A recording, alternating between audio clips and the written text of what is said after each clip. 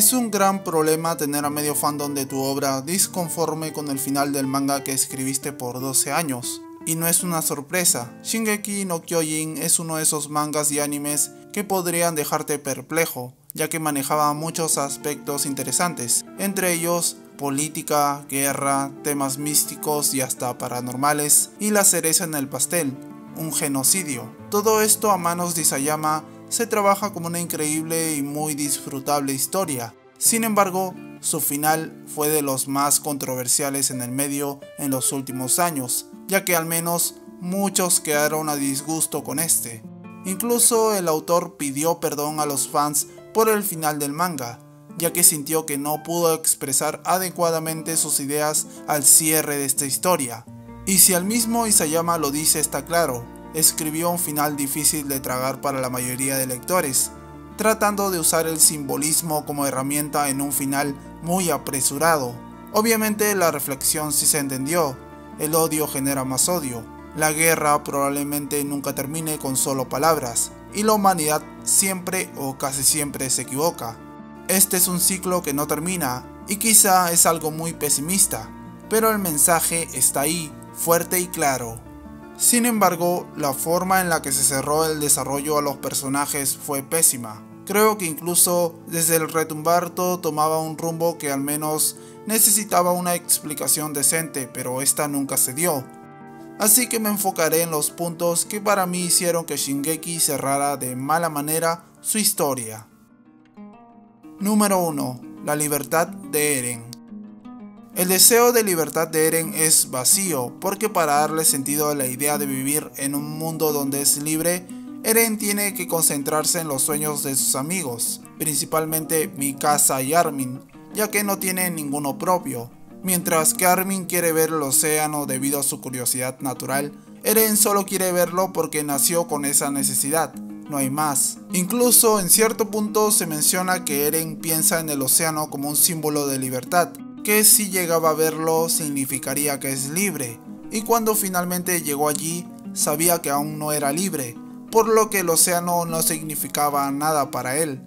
Simplemente miraba a lo lejos, pensando en los enemigos que tenía que matar para ser verdaderamente libre. Es por eso que el impulso de Eren para llevar a cabo el retumbar no puede ser mencionado como la búsqueda de su libertad, sino que esto está conectado a su amor por sus amigos. La única libertad que realmente puede lograr es la libertad para sus amigos.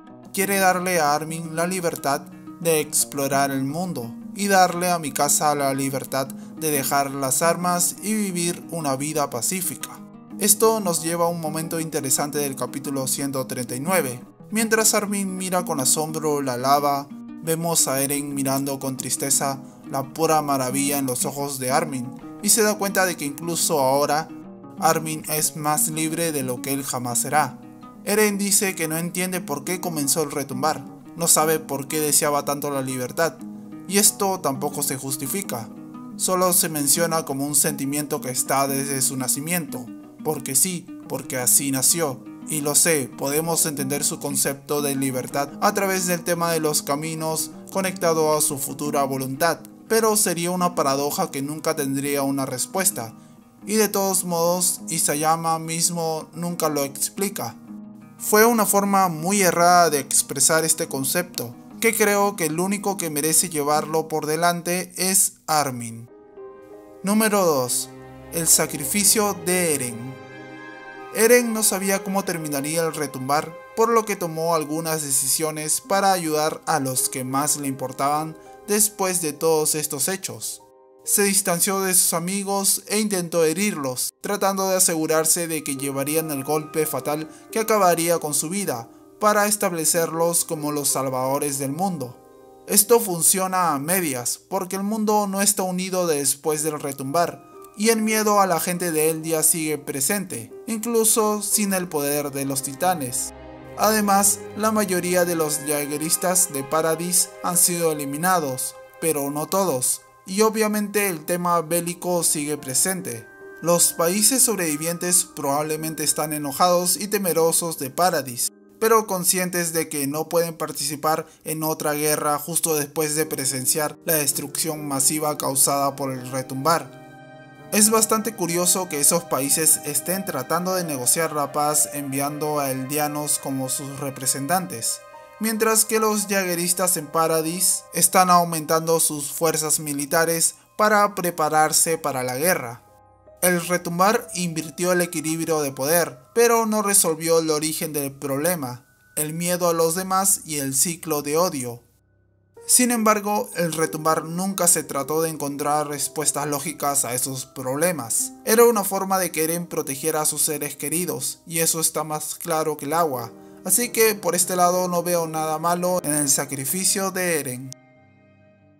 Número 3. El amor de Ymir por el rey Fritz. El tema del amor de Ymir parece surgir de la nada, y desearía que tuviera una mejor base, pero no la tiene. Hay algunos indicios leves en capítulos anteriores, como Ymir mirando a personas besándose, o la conversación entre Armin y Zeke acerca de que ella todavía se siente apegada al mundo que dejó antes, pero nada que sugiera fuertemente que estaba realmente enamorada del rey Fritz. Creo que el error de Isayama aquí fue simplemente resumir a Ymir en una palabra: amor. Ella fue una esclava que adquirió increíbles poderes y se vio obligada a casarse con su abusador, y por lo que hemos visto del rey Fritz, en el flashback del capítulo 122 del manga, era todo un idiota. Aún llamaba a Ymir su esclava y no le importaba su dolor después de que ella recibió el ataque de una lanza por él. Puedo entender que ella haya desarrollado una atracción hacia él, ya que existen muchos ejemplos tristes en la vida real de personas que se enamoran de sus abusadores, pero decir que Ymir se quedó en el camino por una eternidad porque simplemente amaba al rey Fritz es una tonta explicación de sus sentimientos y experiencias. Esa palabra no explora en nada al personaje, no representa una huérfana esclava, mujer obligada a casarse con su abusador y la madre en la que tuvo que convertirse. Este tema es algo que merecía desarrollarse mejor, pero fue dejado de lado. También hay que hablar sobre su deseo de liberarse de este infierno eterno. Después de morir se despertó en una dimensión desconocida, donde el tiempo y el espacio no importaban, y ella siguió obedeciendo las órdenes de los titanes fundadores, al igual que estaba obedeciendo al rey Fritz. Su apego, amor, servidumbre, trauma o lo que sea que sentía por el rey Fritz y el mundo que dejó atrás era tan profundo que tenía que seguir obedeciendo. Y esto tampoco tiene ninguna base sólida. Además, se dice que Ymir anhelaba la libertad, pero al parecer tenía la libertad de elegir, y solo estaba ahí porque quería o por su supuesto amor. Esto nunca se detalla muy bien, es decir, ella es la causa de toda esta historia, y al menos debieron darle un desarrollo y una explicación decente. Se me viene a la mente el síndrome de Estocolmo, aunque para esto tendría que recurrir a otras fuentes, y es algo que no me agrada cuando leo una obra. Supuestamente Eren la liberó de este supuesto amor que sentía por el rey Fritz, al ver cómo Mikasa asesinaba a Eren a pesar del gran amor que sentía por él, pero eso me parece otra completa estupidez junto con el panel del beso de Mikasa a Eren mientras Ymir sonríe. Creo que en ese punto Ymir de lejos es el peor personaje de Shingeki no Kyojin, y a pesar de ser la primer titán y la base de la historia, no aporta nada más que una tonta explicación. Es por esto que la obra decae demasiado, porque sus bases ni siquiera son sólidas, y como dije anteriormente, todo se resume en una palabra: amor. Aunque para mí es un concepto mal usado y una justificación demasiado tonta para explicar los 2000 años de Ymir dentro de los caminos y todas sus acciones. 4. El amor de Eren por Mikasa. Como la mayoría de lectores de la obra, me sorprendí bastante al ver los celos de Eren y cómo quería que Mikasa solo pensara en él durante los próximos años. Y no por su forma de actuar, ya que es entendible que antes de morir uno puede caer en la desesperación como humano y pensar en lo que no puede tener o perder por desaparecer. La explosión de emociones es comprensible. Prácticamente se rompió y nos mostró su lado vulnerable. Lo que sí no tiene sentido es que esta es la primera vez que lo vimos hablar de amor de una manera tan directa. Esta escena era demasiado incoherente. Decir que Eren amaba a Mikasa se sentía como que salió de la nada. Sinceramente pensé que Eren no estaba enamorado de nadie, pero resulta que estaba equivocado. así que no sé de qué me perdí. Hay muchos momentos en Shingeki no Kyojin donde Eren muestra afecto por Mikasa, pero hasta este punto las interpreté como un amor de familia o de amistad. No estoy en contra de la idea de que Eren esté enamorado de Mikasa, pero me hubiera gustado que el manga sea más claro sobre este punto y desarrolle este amor de una forma al menos decente. Número 5. ¿Eren es un pájaro ahora? Muchos criticaban que Eren se convirtiera en un pájaro, y para mí esto no es cierto. Eren no es el ave. ¿Y por qué digo esto? Pues como sabemos, la habilidad de los titanes y la dimensión de los caminos ya no existe, y es por esto que Eren está realmente muerto. Pero como dijo Eren, no hay límites en el pasado ni en el futuro con el poder del titán fundador, así que él podría haber controlado el pájaro que le puso la bufanda a Mikasa mientras aún estaba vivo como último dios. El parásito era la fuente de toda vida orgánica, no sería extraño que tuviera el poder de controlar todo lo que está vivo. Sin embargo, esto es solo una teoría. Por otro lado, el uso de los pájaros como simbolismo siempre ha estado en Shingeki no Kyojin. Isayama hizo numerosas representaciones detalladas de pájaros volando en el cielo durante su obra, que a mi parecer eran representaciones de la libertad. Cada vez que Isayama dibujó un pájaro fue en un momento clave de la historia, y lo de la paloma colocándole la bufanda de vuelta a Mikasa no era la excepción. Así que resumamos esto en puro simbolismo. 6. Historia y su desarrollo de personaje. Uno de los mayores fracasos luego del salto temporal es cómo historia se dejó de lado. Entre los capítulos 90 y 139 del manga, solo tiene algunas escenas retrospectivas durante el arco de la Guerra de Paradis, y luego desaparece de la historia mientras su bebé crece. Incluso hasta el día de hoy no entiendo cómo Eren convenció a Historia de seguir su plan. Solo lo vemos llamándola la peor chica del mundo en el capítulo 130. No tiene sentido cómo eso la convencería de seguir un plan que erradicaría a la mayor parte de la humanidad.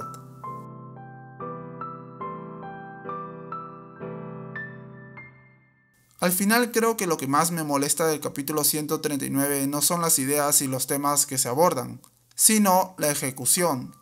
Muchos puntos de la trama deberían haberse desarrollado mejor, como el amor de Mir por el rey Fritz o el razonamiento detrás de los pensamientos finales de Eren, y no solo debieron ser algunas líneas o páginas para interpretar. Creo que la mayoría de cosas al final son insalvables en su forma actual, como el gracias de Armin a Eren por asesinar al 80% de la humanidad, o el desperdicio del personaje de Historia, y casi todo el final termina destruido por su autor. ¿Isayama se cansó de su obra? Nunca lo sabremos, pero al final no creo que el capítulo 139 traicione a toda la historia de Shingeki no Kyojin. El capítulo está apresurado y mal ejecutado, pero los temas tratados se mantienen en la línea de lo que teníamos antes, y creo que eso es lo más importante. En fin, hasta aquí llegamos con este video. Si les gustó, no olviden que me ayudarían bastante suscribiéndose al canal y presionando la campanita para que les llegue una notificación cada vez que subo nuevo video. Además, recuerden que pueden seguirme en mis redes sociales. Estoy en Twitter, Instagram y TikTok. También tenemos un servidor de Discord oficial del canal. Los enlaces están en la descripción de este video.